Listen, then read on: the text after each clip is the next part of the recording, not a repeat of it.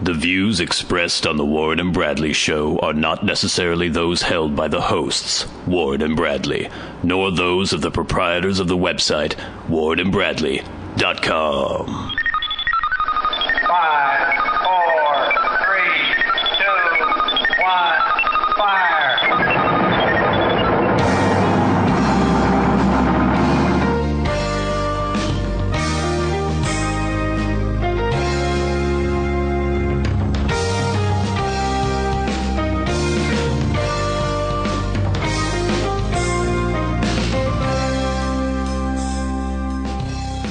Let's make some magic.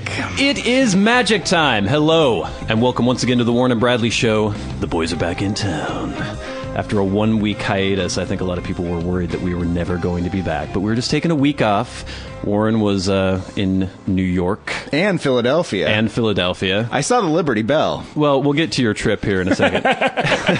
I didn't do anything. I was just sitting around at home, relaxing for a week. Yeah, I haven't seen you for 2 weeks, which is, we haven't done in like a year. Yeah, that's kind of weird. Right? Because I've seen you every week at least. We prided ourselves on being regimented with the show. Every single week we were doing a show, and I knew you were going to be in town. We probably still could have done a show, but I don't know. It's good to take a break every once in a while, and then it leaves the people hungry for more. People are shocked by this. People were shocked. They were appalled. Yeah. We had at least 2 listeners express their disapproval. But people just were asking me, like, aren't you doing a show? And I was like, no, Brad's okay with not doing a show. Yeah. Because usually you are very, like, we got to do it. We got to be productive. No, it's good. I think we need a little break. We have just so much to talk about now. After 2 weeks backlog, Celebrity Minute's been... Actually, there isn't much in the Celebrity Minute. There hasn't been, like, 3 Lindsay Lohan car accidents or anything? No, surprisingly, no. But we will have some Netflix picks. I know people enjoyed that feature last time. We'll have some Street Freak of the Week. We have a pretty good Street Freak of the Week. Oh, good. To tell you about this week. But first, let's get to your trip. You went to New York with the girlfriend. I did. What was that about?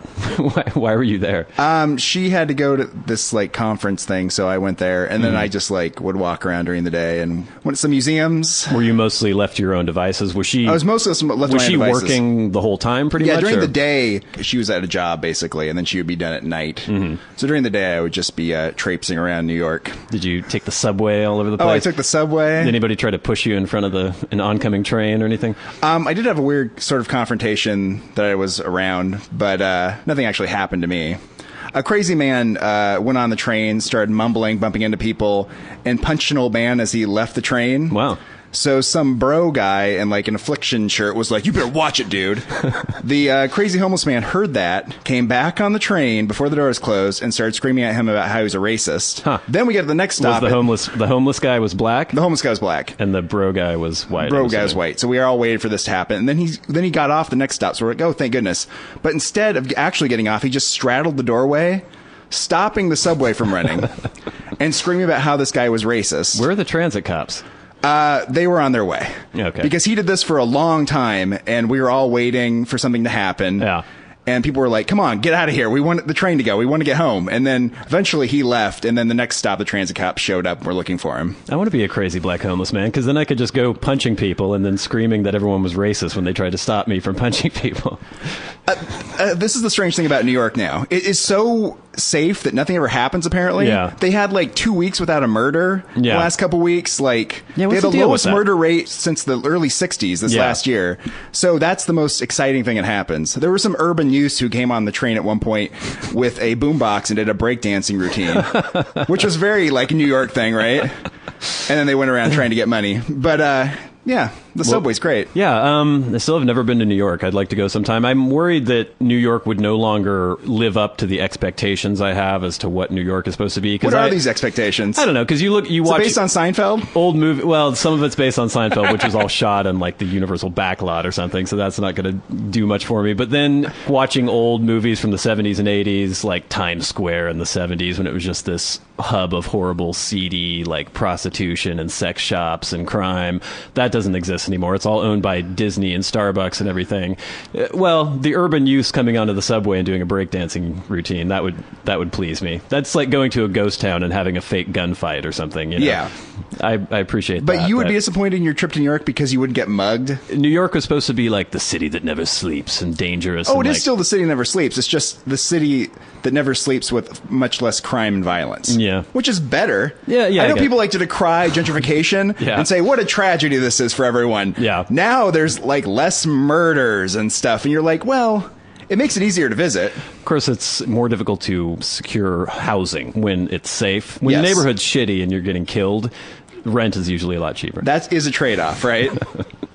That's what always happens, though, because when the Village was like a beatnik, crazy, low-rent place, and there were a bunch of artists and also crime and things like that, it was a vibrant community, but then it becomes popular, it becomes gentrified, housing costs go way, way up, and then the very thing that caused that neighborhood to be desirable, i.e. the art culture or music culture or whatever is going on there, gets thrown out the window because somewhere else. 20-year-old bum artists can't afford to live there anymore. Yeah. It's just, I don't know. I did walk by the Stonewall Inn, actually, at one point. Oh, yeah. Ironically, Obama mentioned Stonewall in his inaugural address. Yes. And I was thinking about that, drag queens in a like brutal fight with police there. And it's hard to imagine that going on there now, right? Like this violent conflict between drag queens and police. Yeah. But, it's just a different kind of scene. Yeah. It's very nice. There are a lot of nannies. There are a lot of very affluent people. Nannies out, like, with the kids walking on the streets? Kids. Okay. There are a lot of white kids with, black or, Hispanic women walking them around. Yeah.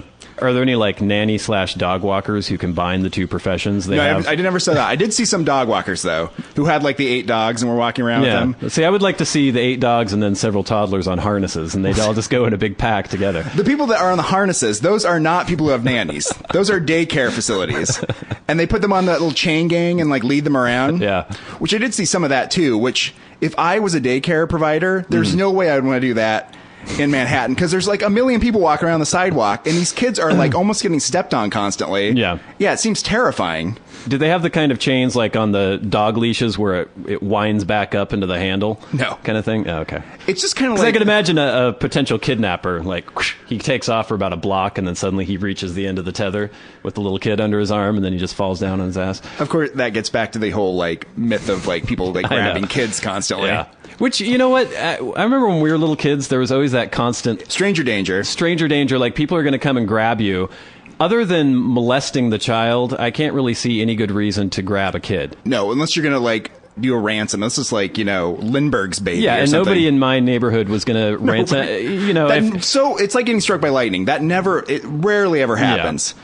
But I mean, people are always worried about getting murdered. Yeah. When really, statistically, it's twice as likely that you're going to kill yourself. Probably, yeah. Yeah, there are twice as many suicides as there are murders in the United States. Well, even when I lived in L.A. and I had been shot at and stabbed in like a very short time, I still didn't think about the danger of being killed on a daily basis. It just never occurred to me. And I mean, people worry about like sexual assomeasalt too, right? I don't. It's much, much more likely that that's going to happen to you from a family member or someone is going to do that to you rather than, someone on the street's going to grab you and assault you. There is far fewer random senseless crime than people... But that's always very sensationalized when it does happen because it's like, oh my God. Can you believe that just happened to someone walking down the street? It's the idea of like driving around in LA and some gang members just like trap your car into a blind alley and just like gun everyone down in the car. And that happened once maybe to some poor tourist who took a wrong turn or something. But for the most part, if a gang member kills you, you were probably another gang member and you probably deserved it. All right. So while you've been on the eastern seaboard, I've been holding down the fort here in Bellingham. Yeah. Haven't gone out much. Haven't done much at all, really. Just taking it easy. But I did go to the bagelry and luckily had an encounter with a weirdo, so I can talk about it here on the show. This sort of goes back to this general thing with me where it seems like people are often completely comfortable with telling me what they think of me, even if they're complete strangers, or just offering opinions on me or my appearance, or... It is odd. It's very odd. And we've talked about this before. People just talk to me out of the blue. I don't know why. I've never seen them before. And at the bagelry, I was sitting at the counter, having my bagel, drinking my coffee, the whole business like I usually do. And there's this old woman sitting next to me about a seat over on the counter. She was reading a newspaper and again was kind of like glaring at me. Just the fact that I sat down at the counter near her, and I could tell that she was annoyed, like she was being disturbed by my presence, but whatever, I was just eating.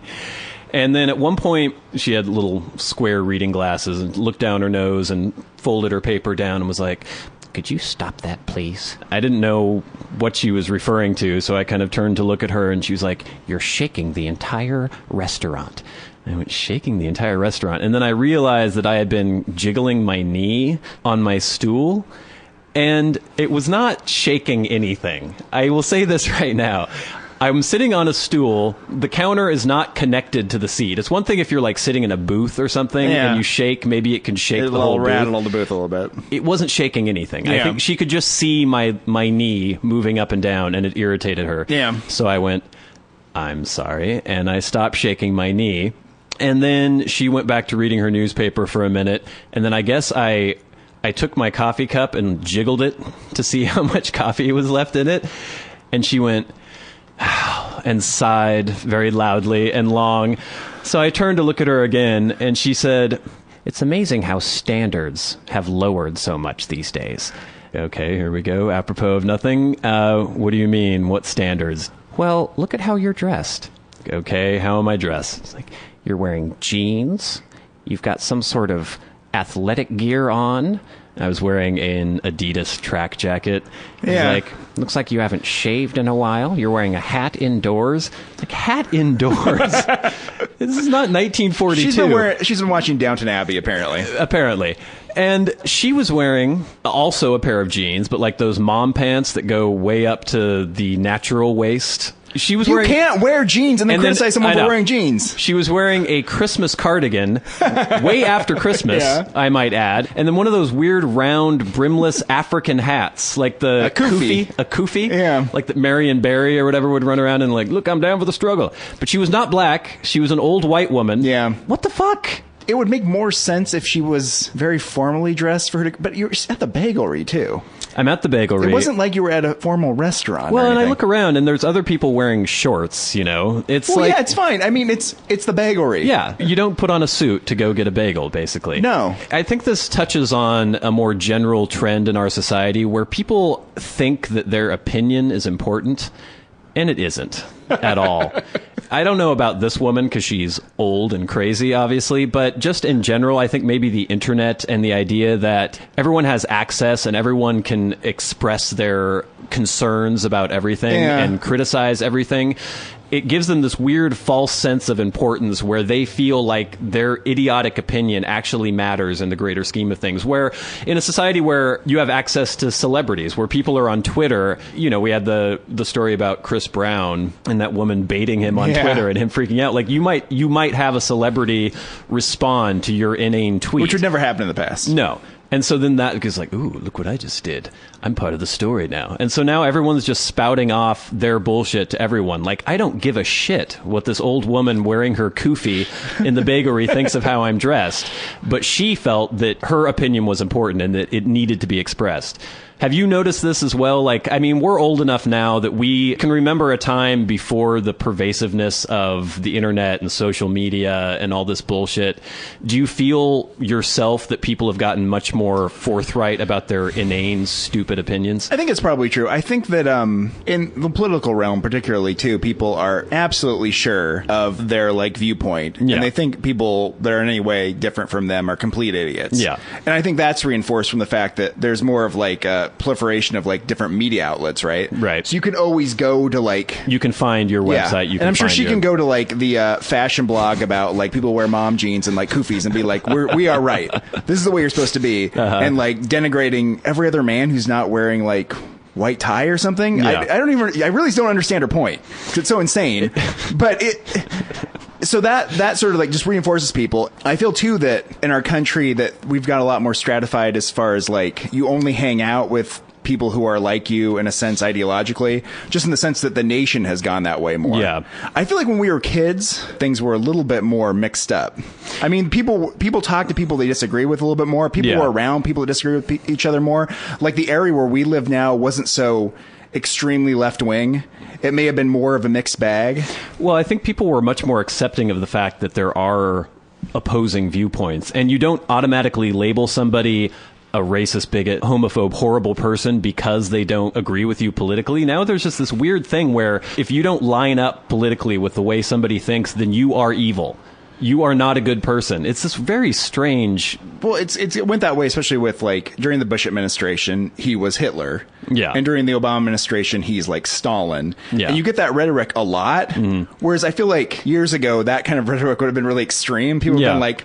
All right, calm down here. You know, Jimmy Carter is not Stalin. Ronald Reagan is not Hitler. Well, Jimmy Carter's an idiot, but yeah. You know what I mean? It's like, we're just ramped it up so much, and your own viewpoints are so, like, amplified back at you.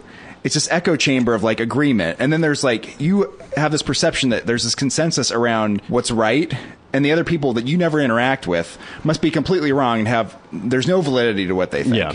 Yeah. Well, and I'm a pretty opinionated person, but even I don't put that much stock in my own opinion. Like, I know that the way I think is valid for me, but I don't expect anyone to agree with me. In fact, I expect most people to disagree with me for the most part, and usually they do. And that's fine. And I just don't... This whole situation, actually, to bring it back from the broad point we were making to the very specific fashion-centered area, this reminded me once when I was in LA. It was the first time I ever went to one of those velvet rope clubs on Melrose Avenue, and I had gone in with these people, like some girls who were well dressed, so that's why we got into the club. And that was in my mod phase when I was wearing a suit and tight pants and everything. And this douchebag came up to me in the bar and was like, "Look what you're wearing." He was making fun of my pants, making fun of my like skinny tie and everything. I look at the guy like, "You were wearing a leather vest with no shirt on underneath, yarn pants." They were like pants crocheted out of yarn, and a fucking beret. Yeah. And he felt justified in making fun of my attire. There was like no basis, no grasp on reality whatsoever on his part. No. He cannot turn the mirror upon himself. Because he was very much dressed like a weirdo. Yeah. And everyone that sees that guy is like, "Oh, that's a weirdo." Yeah. And not just a weirdo, like a sleazy douchebag. And people, but it's not like lots of people are just walking up to him being like, "Look at you. You're disgusting." Most of the people are just like, "Oh, what? That guy's maybe just weirdo." People had been approaching him and saying, "Look at you." He was like going after you. Piece of shit. And so he felt like he looked around the bar. His eyes lit on me for some reason. Maybe because I was more affronting to him because I was diametrically opposed to the way he was dressed or something. And so to build up his own crushed self-esteem, he had to bring me down a little bit. But you've talked in the past about you would like to see people more formally dressed as a society, right? I would, but I still wouldn't go up to... If that woman had said nothing to me, I would not have told her that she shouldn't be wearing her Christmas sweater, her kufi hat, and her mom jeans. But I still think that is different than like if you guys were at a very fancy restaurant and she was dressed very well and you showed up in like sweatpants and like a tank top. She said something. It still would have been weird for her to say something, but there's some context there at that point. Exactly, and I'm the last person who would do that. If I were going to a fancy restaurant, I would be dressed up. That's just so weird because I'm one of the least casual people I know in terms of my attire. It's just weird. I don't mind people having opinions. Just don't tell me what it is. I don't give a shit. But I think this thing about people approaching you has to do with the fact that you just listen to what they say. Yes, but Did you go back at this woman? I told her she was wearing jeans as well. And her response to that was that, well, I'm a woman. And that she was older as well. And apparently, since I'm a man and a young man, I'm supposed to be dressed in a more professional way. If this situation would happen to me, I'm usually a pretty laid-back guy, but I do have this impulse. If someone like just attacks me you'll slam in that people way, down. I would have destroyed her. I would have fucking made her cry. Well, there's part of me, and that's the thing. You don't do that. There's part of me that's amused by the whole exchange, and so I want to kind of see where it's going to go, but. At the same time, that gets me into trouble because I've had people just tell me things that I do not want to know because I don't act as though I'm judging them in any way. Yeah. I won't get into any specific examples. Please don't. No. But yeah, there's been some things that I'm just like, oh my God. But my reaction is just like, oh, okay. Yeah. Interesting. Like a priest. Yeah. I'm like a priest. Imagine that burden those priests have to take on. Oh, God. Let's all go to the lobby. Let's all go to the lobby. Let's all go to the lobby to get ourselves a treat.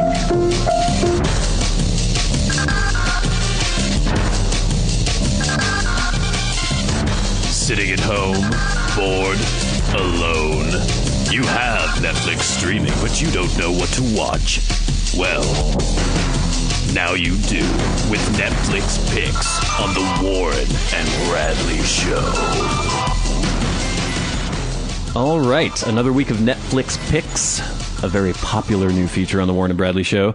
This week, I have 2 more foreign thrillers for people to watch. Ooh. Before we get to that, though, I want to confess an error, something I feel very badly about. On the last Netflix Picks, I mentioned Old Boy on Netflix, and I think I thought that it was available in both subtitled and in dubbed form on Netflix.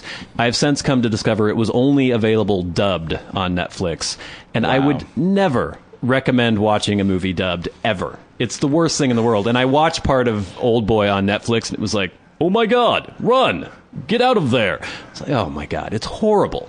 Never, ever watch a foreign movie dubbed. So don't watch Old Boy on Netflix. Go download it illegally on a torrent or something and watch it that way. Or go to your local DVD store or rental place and rent it, maybe. Do those still exist? There are a couple. Really? Yeah. Okay. Yeah, I guess you could do that. Okay, our first movie is a Norwegian film called Headhunters. Oh, my. I'll read you the description on Netflix here. Living way beyond his means, corporate recruiter Roger Brown steals rare artwork to maintain his lavish lifestyle. But when he plans to boost an especially valuable painting, he targets a man who has headhunting skills of a different variety. Oh, goodness. This is a 2011 Norwegian film directed by Morten Tildum. It is based on Jo Nesbø's novel Holding Yangma.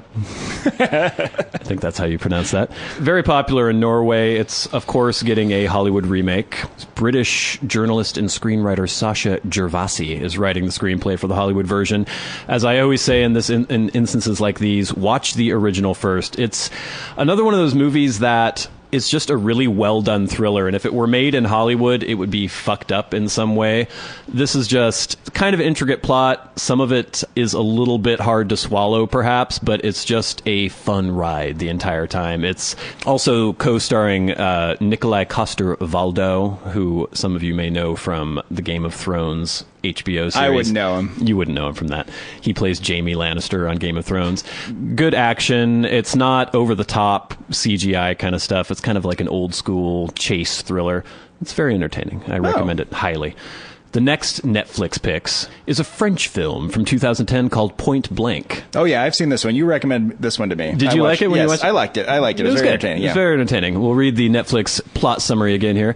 Samuel Perret is a nurse who saves the wrong guy. A thief whose henchman takes Samuel's pregnant wife hostage to force him to spring their boss from the hospital. Can he evade the cops and the criminal underground and deliver his beloved to safety? This French action drama, directed by Fred Cavaillé and starring Gilles Lelouch, Roche Dizem, Gerard Lanvin, and Elena Agna. Oh, yeah. Again, kind of nonsensical plot, very melodramatic. This hardworking nurse with his insanely precious pregnant wife who is kidnapped. Strange plot machinations that don't really make much sense. In these movies, who cares why you get these situations? And I think I cut it a little more slack because it is a foreign film for some reason. But there's the dirty cops. There's just this crazy the cops conspiracy. Are very dirty. Oh, they're hilarious, like sleazy French dirty cops. So it's even more amusing. But it's, again, just a great kind of chase movie, high tension, high drama, great action. It's a thriller film that maybe Hollywood would have made in like the 70s or early 80s, but now I can't think of a Hollywood thriller that's been just kind of pulse-pounding good action lately. It seems like they're all just slightly fucked up. Those Bourne movies, maybe. The Bourne movies are pretty good. I'm trying to think of anything else. No, not off the top of my head, I can't think of anything else where they're doing that. This is just like a good old-fashioned thriller, and it's made the way Hollywood used to, but now I guess the French and Norwegians make them this way now, or the Koreans. It's strange that the genre's not being made a lot in America, right? Well, we remake these movies, because this is also going to be remade. Because it's, I don't really like movies very much. I've seen lots of movies. Most movies I get pretty bored by, but if you throw some crazy action in there and make something exciting like this, this is the kind of movie I would go to the theater and be like, oh yeah, I'll go watch that. Yeah, great set pieces. It's never boring. And even if the plot doesn't make a hell of a lot of sense, it doesn't matter because you're just watching what's going on screen. I should point out that listener Jed wrote in last week. He's watched lots of movies, listener Jed. Yes, he has. And I mentioned that Old Boy was being remade by a Hollywood studio, and I guess Spike Lee is going to be director of the Hollywood remake of Old Boy. So really? We can all look forward to that. That seems odd, doesn't it? He hasn't made a good movie since, God, what? Summer of Sam? Was that even very good? That was all right. Inside Man? was pretty entertaining. I never saw that. I'm going to talk about irrelevant. I'll throw a Netflix pick in there, too. All right, what do you got, Warren? I watched In the Loop. In the Loop. Yes, which was a British satire from, I think, 2009 of the British and the Americans getting involved in the Iraq War. And it was pretty amusing. There were a lot of quips, some dry British humor. James Gandolfini's in there. I can see this. Yeah, it was very entertaining. When the U.S. President and the U.K. Prime Minister decide to invade a certain Middle Eastern country, skeptical American and British operatives do their best to stop the runaway train to war. One of our childhood favorites, Sledgehammer, is in there. He works for the State Department, and he's one of the people there. One of the Americans is pushing the march towards war. Yeah. Right. So 3 foreign films for our listeners this week. We have Headhunters, Point Blank, and In the Loop. This has been Netflix Picks on the Warren and Bradley Show. Thank you. This has been Netflix Picks on the Warren and Bradley Show.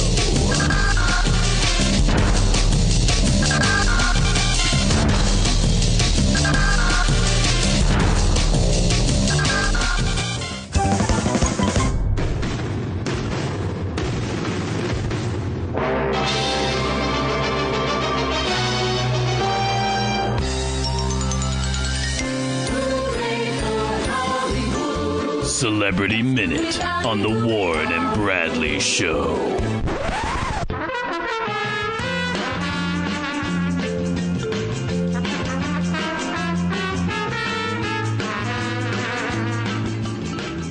Yes, it is Celebrity Minute on the Warren and Bradley Show. Starting right off, Warren, you say you have a story? Oh, I've got a story. A story that's going to blow your doors off, listeners. Well, don't build it up too much. I saw Stephen Baldwin when I was in New York. Wow. Yeah, that's right. Did he do anything zany, crazy? Well, is Stephen the hardcore Christian one now? Okay, yeah. I actually went back and read his Wikipedia page after I saw him to confirm that he was that one. Looks like a Baldwin. I was like, which Baldwin is that? Yeah, I went back and I figured it out. It is Stephen Baldwin, the one that became a crazy Christian. Was he in the Young Writers? Yes, I want to say it was him. Okay, so he's I keep thinking there's like a fourth Baldwin. Is there a fourth Baldwin? I don't know, maybe. Because there's Billy, Stephen, and Alec. And I feel like there's another one. Hiram? I don't know. So I'm walking down the street. Yeah. Some guy's agitatedly talking on a phone. So I look over at him. It's Stephen Baldwin. Having this really animated conversation. And then so I go, what? And I look at him and I like lock eyes with him, of course, because I recognize him. And then he kind of like stares back at me aggressively. No, it's Warren from the Warren and Bradley Show. Yeah, I'm so doing something I zany on the street. Instantly broke eye contact and was like, got out of there as quickly as possible. Come on, you could have been part of the story, Warren. Well, I wouldn't have noticed him if he hadn't been like talking in an animated fashion. Did you on overhear a street. Any of the conversation? No, I don't know. He's just like waving his arms around. Maybe he was talking to Alec. He could have been talking to Alec. He could have been talking to any one of his many celebrity friends. I know he calls into Glenn Beck a lot, apparently. Yeah, he's really weird. I think he has a Hannah Montana tattoo. Well, there you go. Yeah. You didn't get any pictures? No paparazzi snaps of him? Would you imagine if I'd stopped there and started taking pictures of him? And then he like attacked me? He'd probably be glad. I doubt many people bother him anymore. Yeah, I wonder if they do. I mean, if he's walking around, are people like, Well, obviously, these celebrities acting like douchebags in public, they want people to take pictures of them. That's a reinforcement of their self-esteem. They're like, oh, I'm still relevant. People are bugging me. And people know who I am, right? Yeah. I should have done that. Some of the big news this week, there's been talk of the 7th Star Wars film that's going to be in the works. That apparently nobody wants to direct. Well, as we all know, George Lucas sold LucasArts to Disney, and so there's been rumors forever about who might be the director of the 7th Star Wars movie. There's been rumors it was like Guillermo del Toro. Zack Snyder's name was bandied about. Those guys. Now it has been confirmed, or at least not officially, but pretty much confirmed, that J.J. Abrams will be directing the new Star Wars film. His name was actually mentioned early on. And I remember that being denied. Yeah. But I guess there's problems because he's already helming the Star Trek franchise for Paramount. Yeah. And I'm sure they're not pleased with him jumping onto Disney and doing Star Wars. He was also involved in the Mission Impossible films. He's got a lot of stuff on his plate. But I guess tentatively for a 2015 release, he has been tapped to direct the new Star Wars film. And I think that's fine. I'm okay with that. I think he'll do an okay job. Seeing his reboot of Star Trek, taking a film franchise that had just become ridiculous and horrible. Well, moribund. And he breathed some life into it and made it pretty good. So yeah, him directing it, it should be a fun movie, right? I would think so. That's all we're looking for. So yeah, I have no problem with that. I'm not a huge Star Wars fanboy or anything, so yeah, if it's entertaining, maybe I'll go check it out. I'll definitely go. If there's the 7th Star Wars movie comes out, you aren't going to go to the theater and see it? I didn't go. Well, I saw the first prequel in the theater. I think I saw all in the theater. I was very disappointed when it was bad. But I mean, I'll probably go to the theater and watch a 7th one. Yeah. Star Wars, man. I did rewatch the original trilogy recently. Oh, they're pretty good. And I was appalled because I hadn't seen them since the special editions. I hadn't seen the special editions with all the bullshit that he put in there. Yeah. Oh my God. Yeah, it's really bad. Especially in Return of the Jedi. I mean, the whole Han shot first thing, that was irritating and everything. But then in Return of the Jedi, when I used to love the song that the weird long-nosed freak sang in Jabba's palace, ripped it out and had this weird like hairy Muppet CGI guy going like "Row!" jumping around everywhere, and then the long-lipped weird snout thing came out and sang a totally different weird-ass song. It was like this whole musical number with these slave girls jumping around. It was horrible. It doesn't improve the movie at all. It makes the movie made no worse. Sense. It was ridiculous. And it was CGI from like 1997, so it looks glaringly bad in the movie. It was just awful. Which movie is it when Han Solo runs into Jabba the Hutt? That was the first one. They added that scene with the Jabba the Hutt. Yeah. Like, looks like a cartoon slug it's sliding ridiculous. Around. I'm glad that he's hands off now, supposedly. He can't. I think the last episode of the show, didn't we attack George Lucas? We did. I'm sure we will again at some point. Oh, good. This story isn't really a story. It's just there's been more information coming out about Whitney Houston. I guess there was a book written by Cissy Houston, Whitney's mother, called Remembering Whitney. And there's just more information coming out about when she finally confronted Whitney and made her go into rehab. Apparently, she went to her home, and there were these weird spray-painted evil eyes all over the walls and ceilings, and weird glaring faces that had been painted on the walls, and pictures of Whitney had been cut out of family portraits. And this is the house that Whitney lived in with Bobby Brown. I just thought it was weird. There was a quote from her in the book. I stood in shock. It was dirty and messy, but that wasn't it. The things I saw sent a chill through me. Somebody had spray-painted the walls and door with big glaring eyes and strange faces. Evil eyes, staring out like a threat. Who would do such a thing? It seemed crazy. It's a beautiful elderly black woman voice you just did there. Was it? That was powerful. Pretty good. Maybe I'll be in The Color Purple next. It returns to stage. J.J. Abrams remake of The Color Purple. Mickey Rourke, the latest in a long line of celebrity death hoaxes. Speaking of junkie gets too, right? Mickey Rourke's agent has slammed false rumors suggesting the actor has died after the representative was bombarded with condolence calls on Friday. He's the latest celebrity to fall victim to the morbid trend of online hoaxes, which claim that a star has died in a snowboarding accident in Switzerland. Apparently, the story is always the same, that it's a snowboarding accident in Switzerland. Other people who have fallen victim to this, Jim Carrey, Jeff Goldblum, Christian Slater, and Sylvester Stallone.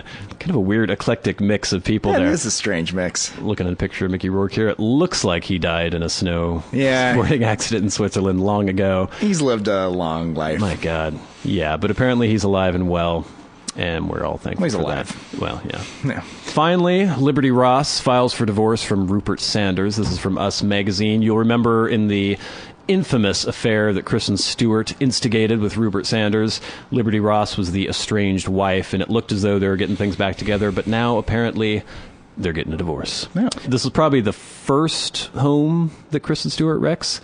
Hopefully, we don't know about some of the other homes. Hopefully, in a long line of homes that will end up being wrecked at some point. She's not a bad-looking woman, man. I was arguing with somebody the other day about whether or not she was attractive. Really? Yeah. From where I'm sitting, she looks attractive. Oh, are you looking at Liberty Ross or Kristen Stewart? Oh, that's Liberty Ross. Liberty Ross. I'm saying Liberty Ross is attractive. Yeah, she's attractive. She was a model. Yeah, we had a confrontation with some people about her being attractive. About Kristen Stewart. Yeah, she is. She's attractive. Yeah. Apparently, there are people who would argue with that, but they're idiots. But then, of course, when you're arguing with somebody about that, you're wondering if it's one of those things where the other person is arguing that they're not attractive just to please the other females around them. Yeah, and it's also that thing. I once had an argument with someone over whether or not the Beatles was a good band. And come on, they're pretty good. Shut the fuck up. That may not be your genre, even though it isn't really a genre. It's kind of timeless, universal music. But I think it's that kind of thing where, I'm like out on the edge. I'm avant-garde, and the Beatles, I don't like that shit. What are you talking about? It's like, okay, shut up, you know? Yeah. Come on. And Kristen Stewart's attractive. The way I ended the argument was, if Kristen Stewart crawled naked into bed with you, would you kick her out? And he went, Aha. Yeah. Yes, exactly. Yeah. Yeah. Next story. Amanda Bynes has put a subdermal cheek stud into her face. The girlfriend showed me this story the other day. Yes. This is not the driving-related story we were hoping for, but I guess it's just another mark on her downward spiral. Literally and figuratively. Yeah.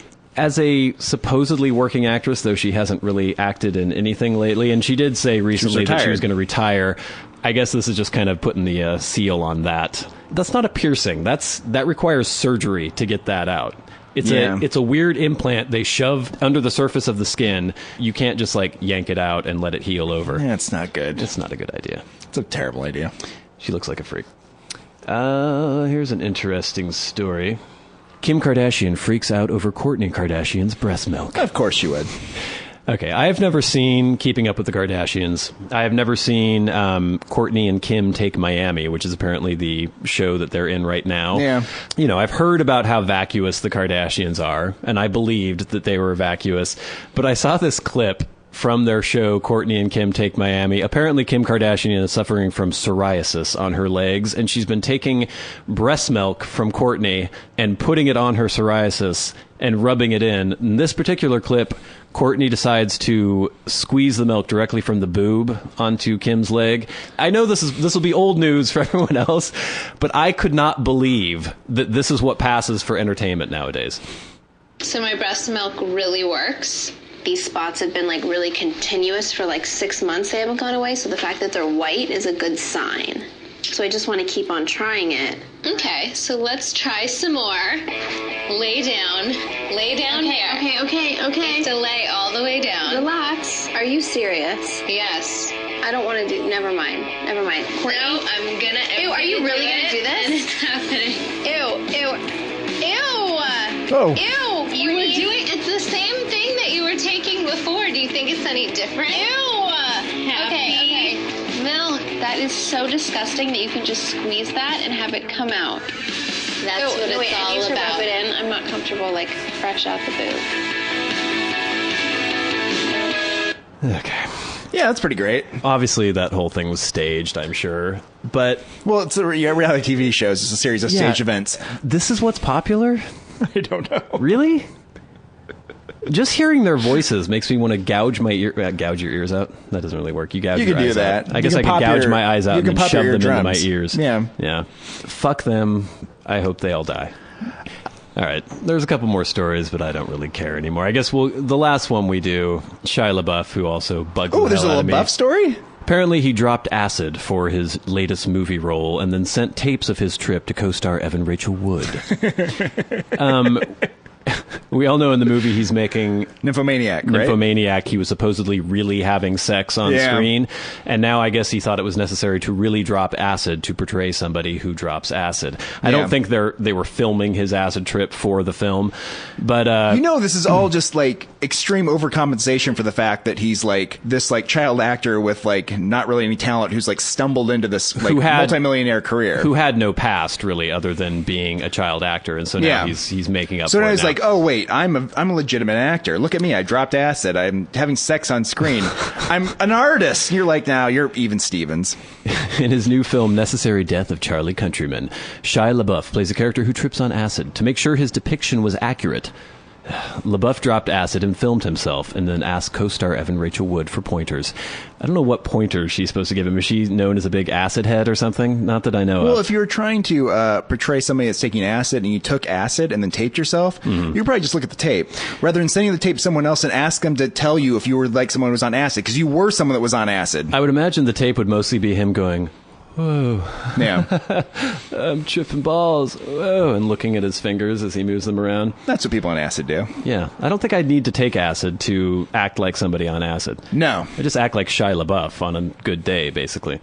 He's one of those people, I'm sure I've said this many times, but one of those people who I really can't understand why he is famous. It just makes me think that the entire industry is just completely capricious and nonsensical. They've just decided Shia LaBeouf is going to be a big star. Yes. We've decided he is. Nobody else has decided. His talent hasn't decided this, but we have decided that he's going to be, and we're going to keep putting him in movies. He's been in a couple hits, but they weren't hits because of him. Well, that's the distinction, right? Yeah. It's like, oh, look at all the money these Shia LaBeouf movies are pulling in. But it's like, you could plug any dude off the street into these movies. Yeah. And they would still make you lots and of I money. could have been in the last Transformers film, and it would have made the same amount of money. Plenty of money. Yeah, you could have put anyone in there. People are there to see the robots fight. Yes. It doesn't really matter who this guy is. I would definitely pick robots fighting over Shia LaBeouf, but then when they combine the two, I'm not going to see either. No. That's just the way I am. All right. That's enough for Celebrity Minute on the Warren and Bradley Show.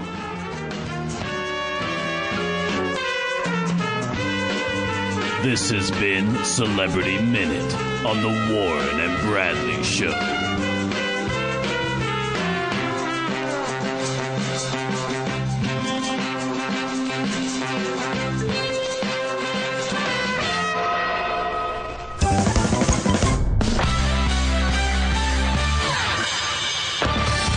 They wander the streets, scavenging for loose change and discarded cigarette butts.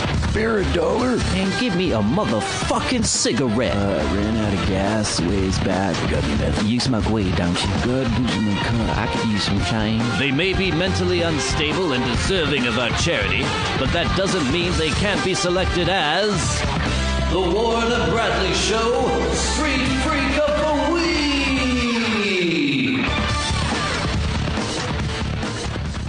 Street Freak of the Week. It's been a long time, but I have a pretty good one here for you guys. We've already had several street freaks who have knocked on my door, called my home, texted me. They're infiltrating my life in a big way. This is another one of those. I was sleeping in my bed with my teddy bear. Yeah. I had the phone next to me. Whenever I sleep, I put my phone on vibrate, and if I'm asleep, usually I don't notice the vibration. This time, I was just sort of drifting in and out of a pleasant dream, and suddenly my phone starts vibrating. It's about midnight at this point. Pick it up, and I see that it has front door listed on there, because the call box for my front door to get buzzed into the building routes to my cell phone so I can buzz people in. I'm like, okay, it's midnight, not expecting anybody. I'm sure this is just some crazy homeless person randomly dialing numbers and trying to get into the building. So I deny the call, go back to bed. About 5 minutes later, rings again. Pick it up, front door, deny it again. 8 calls, front door. I finally get to the point where I'm like, okay, maybe there is some sort of emergency. Maybe it's my brother lives nearby. Maybe he doesn't have his cell phone. Maybe somebody I know is trying to get me. Why would anyone, if people were randomly dialing numbers That's on the thing, call the weird box, part about it, right? Yeah. So is everyone getting 8 calls? Exactly. And I doubt that somehow. I don't know. But it seems unlikely. It seemed unlikely, so I'm like, okay, I'm finally going to answer this and see what's going on. Yeah. Answer the phone. Okay. Hang up. It was your brother. Sorry. Hang up the phone. 2 minutes later, rings again. Okay. How long is this going to go on? Can I just keep ignoring this? Or do I need to try to talk to this person, try to talk sense to this crazy person and get them to stop calling me? So I decide to answer again. I'm like, hello? Hello. Okay, this is you again. No. You're engaging. You're like saying hello, hello. Well, you know what's going on. It's funny because I just watched The Simpsons where Chief Wiggum was with Ralph, and he's like, excuse me while I go try to talk sense to this raving homeless man. Every time that situation occurs where people try to reason with a crazy homeless person, that's the first thing that comes to mind. Yeah. Is Chief Wiggum leaving Ralph in the car and going over and trying to have a reasoned conversation with this man just yelling on the corner. With his hands above his head. But I wanted him to stop calling me. Okay, so I was like, hello, what's going on? Hello. Like, can you let me in the building? Like, who are you trying to get a hold of? Reggie. Oh. Okay. I am not Reggie. Like, I've been here for a long time. Reggie was going to let me in. Like, okay. I don't know if there's a Reggie who lives in this building. I am not going to buzz you in. And if you were trying to get Reggie, the call box is listed by name, not apartment number. Go to Reggie's name. Do you see what name you've been trying to call this whole time? He's like, Bradley Victor. Like, but why yes, you? I am not Reggie. You see that? Bradley Victor. That is not Reggie. So if you can find your friend Reggie on this call box, call him. He's like, he gave me the apartment number. I'm like, it's not listed by apartment number. It's listed by name. And if there's a Reggie in this building, he will be listed. Oh, Wiggum. Look at you. Well, so I'm like, okay. He's like, yeah. I hang up the phone. Rings again. I'm like, okay. Beep off again, over and over as he keeps trying to call me. Finally, he gets angry. And I can hear him. My window's open, so I can hear him out on the street. Get me the fuck in this fucking building! Just screaming at the top of his lungs, just raving. I hear a window open. I couldn't tell if it was above or below me or where in the building it was, but it was obviously facing down the street. Hear a window open. You better shut the fuck up or I'm calling the cops. That's what should have been done, yeah. Well, the homeless man stops for a second, looks up at the man who's yelling at him from out of my building and says, "Are you Bradley Victor? I'm gonna fucking kill you! I'm gonna fucking kill you if you don't let me in the fucking building! Bradley Victor!" Starts screaming my name at the top of his lungs and about how he's going to kill me and all the horrible things he's going to do to me. No. Just shrieking. And the guy's like, "I'm not Bradley Victor. Shut the fuck up. Get out of here." Finally, the guy is screaming, wanders off. I think a cop car was coming or something was going on. He wanders away. I could see lights down there. I don't know if the cops grabbed him or what the deal was going on. 2 days later, I get a letter in my mailbox from the management of the building. Dear tenant, we have had report that there was somebody who was very violent and loud looking for you outside the building, causing a disturbance. We don't know what kind of situation you were in or what kind of people you were inviting over the building, but please make sure something like this never happens again. So I had to call the people and say, crazy homeless person. They got my name off the call box. I think they believe me. Not totally sure, but now there's a crazy homeless man who wants his friend Reggie, who knows my name and knows where I live. So we can only assume that this will happen again at some point. But this is the thing. You're neither the first nor the last name on that box. And you have to scroll through. You do. So he's scrolling to your name and doing your name and over it doesn't again. save it. Like each time it hangs up, you have to scroll all back. the way through again. I don't know. It's really amazing at this point. It's really, really weird. I'm sure I'll be back. Yeah, so he was our only contestant for this week's Street Freak of the Week. Oh, that's a great one. Okay, so congratulations, raving lunatic, crazy, violent, screaming homeless man who was looking for Reggie. You've been selected as this week's Street Freak of the Week. Congratulations. That's pretty good. Our hats are off to you, Mr. Homeless Man, because you've been selected as the Warren and Bradley Show Street Freak of the Week.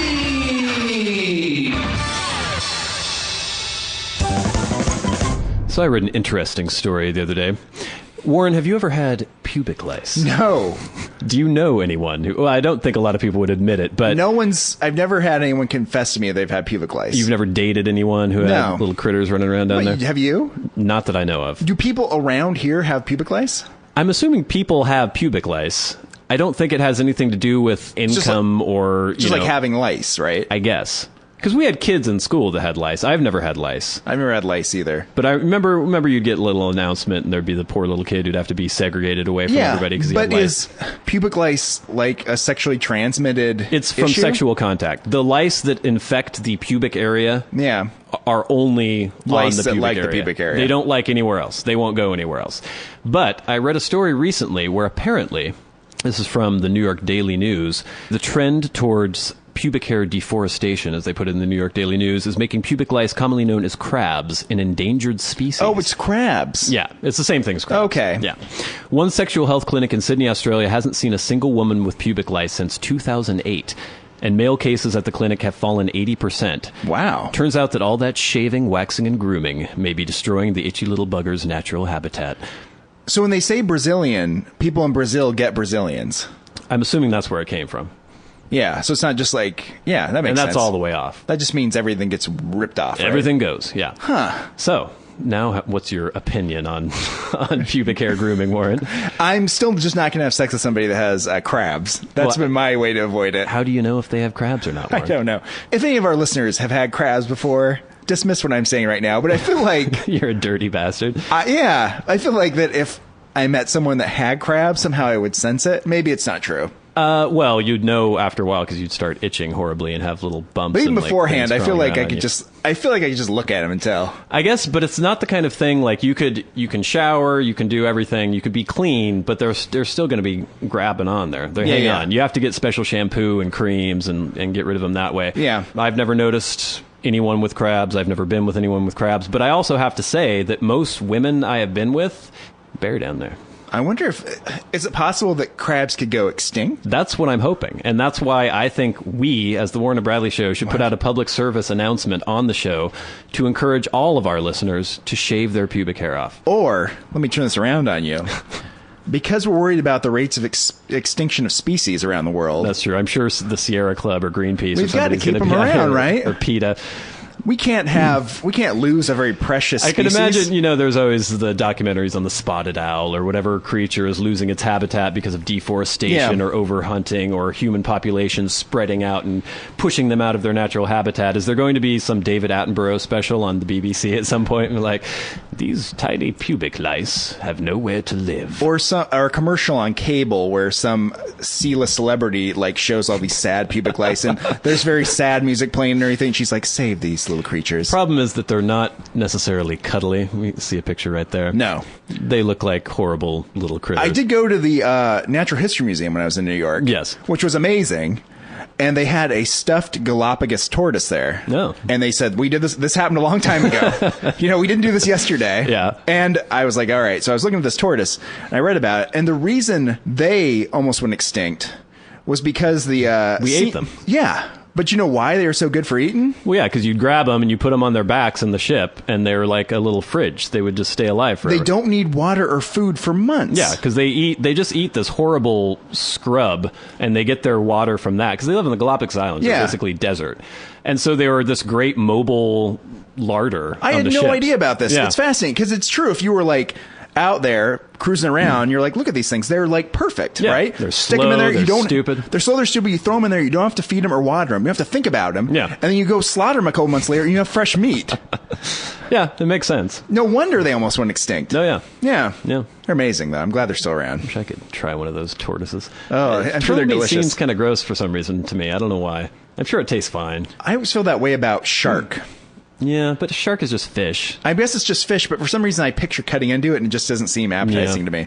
But because I've never had it before. There was one bus trip I took from Los Angeles to Bellingham. Oh yeah, those are fun. On the Greyhound, packed in, there was this giant black gay man named Sass sitting next to me the entire time, making horrible comments and freaking me out the entire time. I'm not homophobic, but he was like, I would nod off and wake up and he would have his shirt off, shaving with a straight razor on the seat next to me, and then look over at me and be like, how'd you sleep there, honey? And I'd be like, oh God. Anyway, but that's another story for another day. But at one point we got stopped in Sacramento and they were doing some sort of drug check or something. Yeah. Or I guess it was also the Department of Agriculture to see about fruit or other things that were going in. Oh yeah, the fruit thing. And there was a tortoise found on the bus wandering around.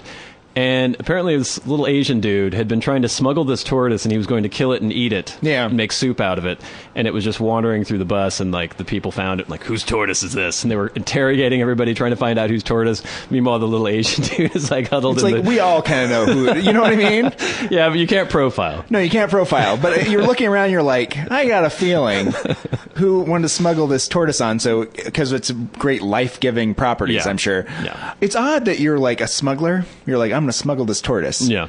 But you're such an inept smuggler that the tortoise is actually walking around on the bus. I know.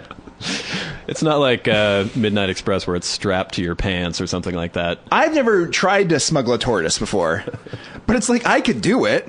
You know what I mean? I would put it in a bag or something, and it would get there. I wouldn't put it in a paper bag next to me where it could just walk out and I could fall asleep. Yeah, stay tortoise. Stay tortoise. I know there's a lot of ramifications if they find this. I'm just going to trust that you're going to stay because I trained you. I wonder what happened. I don't know if he was fined. He was let off the bus. The tortoise was removed as well. I don't know if it went to a good home or something or a zoo somewhere. It was a weird looking tortoise. I'm sure there's like some myth about that tortoise making you like. Yeah, what's it with Asian people eating things penises all the time? It makes me think that they weren't blessed in the genital region if that's all they do is eat like rhinoceros horns and, you know, but it seems pickled like monkey when penises. you hear about a lot of that, like, you know, ancient medicine like that, it's a lot of it's just about like getting your libido going, right? Yeah, but I don't know weird stuff you can eat. Was there like a history in tribal Africa of male fertility rituals in terms of like, but this is about making your penis larger and more virile apparently. And do you think a lot of like Maasai tribesmen were running around eating lion penises because they were worried about their dicks? I don't think so.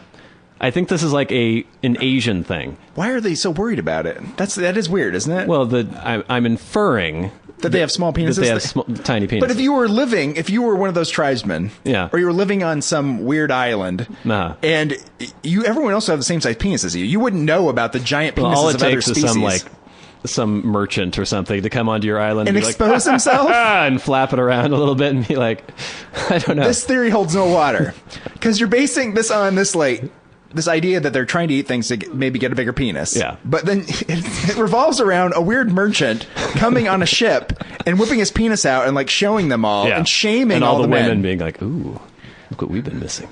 But you just have a whole population of unsatisfied women. And for generation after generation, these women have just been, that's why some of the first dildos ever made were made in China out of ivory. Where are you going with this, man? I'm making a broad, sweeping generalization about how Asian people have tiny penises, and that's why they eat ostrich. And apparently this Asian women haven't been satisfied sexually for generations because so they've had to use the Asian tusks men of elephants and make ivory dildos and pleasure themselves.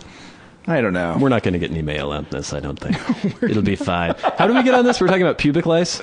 The plight of the pubic lice, the endangered species? Yeah. I don't know how we got to this weird thing about Asian men's junk, but, you know, wherever you want to go with it. I think one thing leads to another. This is true, though? Where you're saying that dildos, the original dildos, came from Asia? They have ivory dildos from Asia. They were like, well, I'm sure Romans had dildos, too. I think every culture had dildos. If anyone likes to write in, if we have an anthropologist listening, tell us when the first dildo was discovered. I would like to bring it back to the pubic lice, though, and just say this.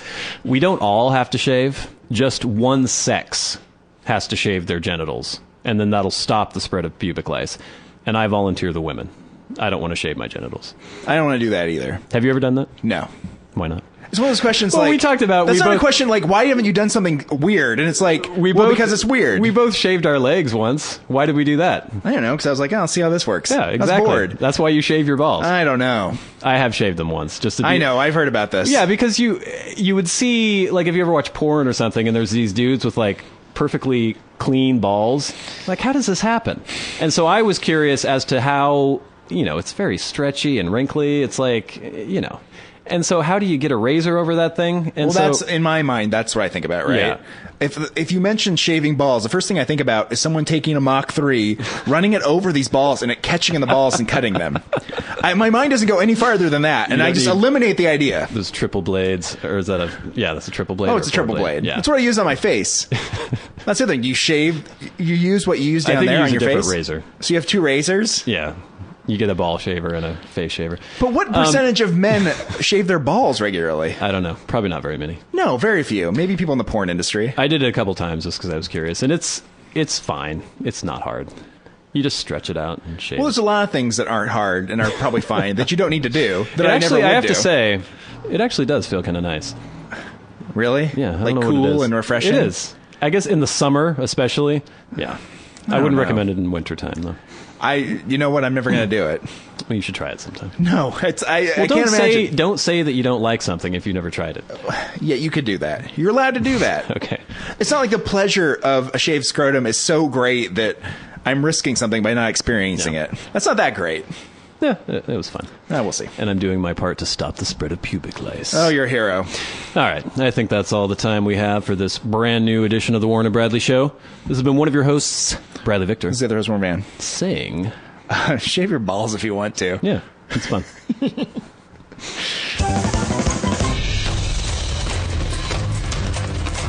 This has been the Warren and Bradley Show, brought to you by Warren Van and Bradley Victor.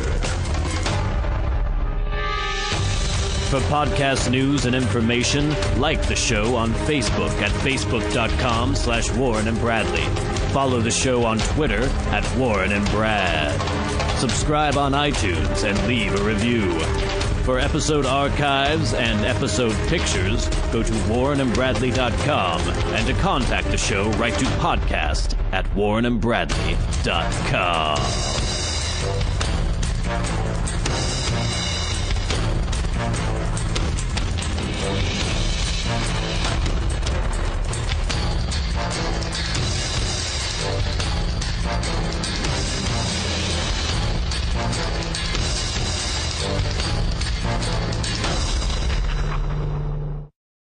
People just were asking me, like, aren't you doing a show? And I was like, no, Brad's okay with not doing a show. Yeah. Because usually you are very, like, we got to do it. We got to be productive. No, that's good. I think we need a little break. We have just so much to talk about now. After 2 weeks backlog, Celebrity Minute's been...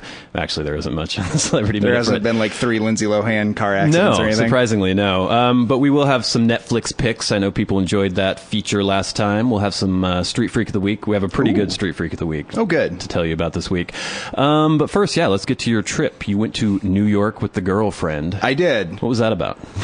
Why were you there?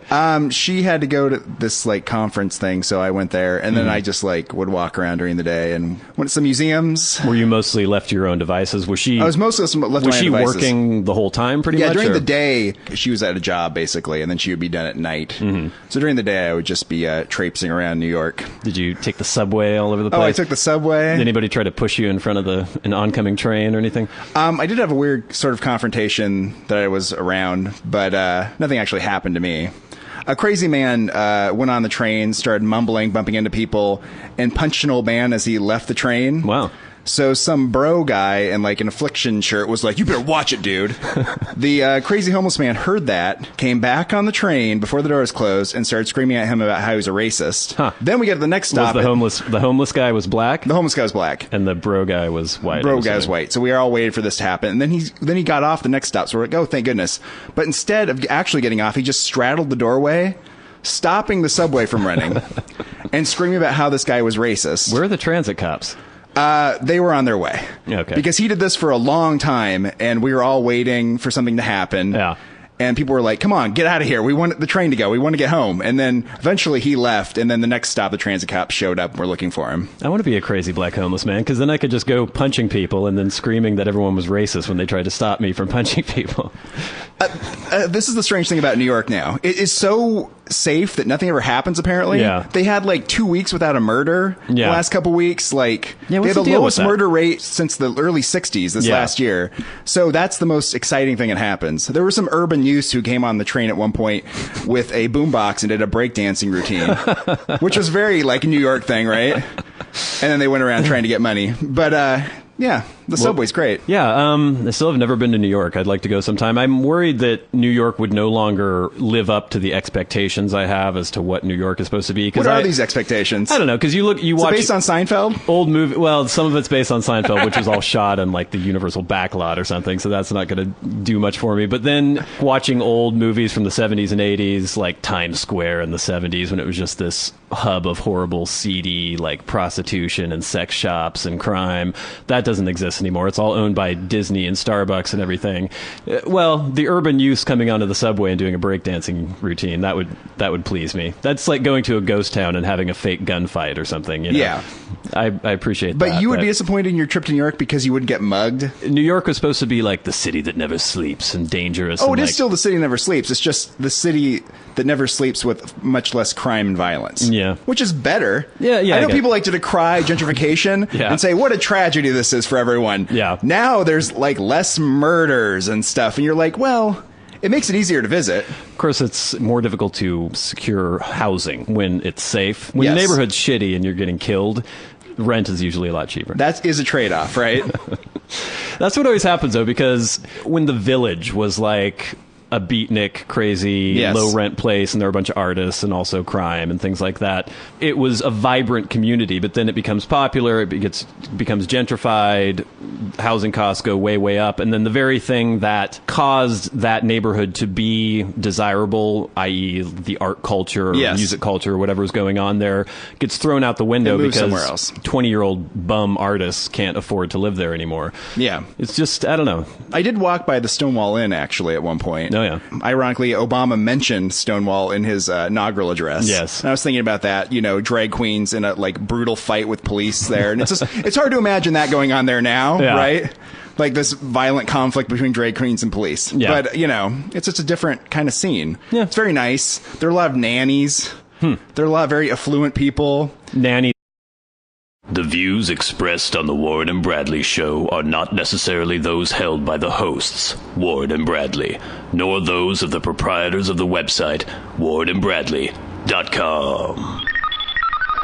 5, 4, 3, 2, 1, fire!